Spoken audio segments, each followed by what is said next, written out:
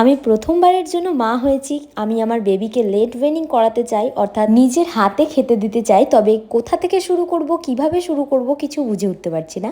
তাহলে আজকের এই ভিডিওটা তোমাদের জন্য। প্রথমতই তোমাদের কয়েকটা পয়েন্ট ফলো করতে হবে। পয়েন্ট নাম্বার 1, ধৈর্য। প্রথমতই অনেকটা ধৈর্য নিয়ে বসাতে হবে, তার কারণ ও প্রথমবার এই জিনিসটা শিখছে। নিজে হাতে খাওয়া নিয়ে ওর কোনো রকম কোনো ধারণা নেই, অতএব ওকে অনেকটা সময় দিতে হবে সবকিছু বোঝার জন্য। পয়েন্ট নাম্বার 2, খাবার দেওয়ার পর ওকে কখনোই বলা যাবে না যে তুমি তাড়াতাড়ি খাবারটা শেষ করো, তাড়াতাড়ি খাও। আমার ভিডিওতে তোমাদের প্রথম যে ক্লিপটা দেখালাম আমার মেয়ে নিজে হাতে খাচ্ছে, সেটা হচ্ছে আমার 3rd ডে, আর এইটা হচ্ছে ফার্স্ট ডে।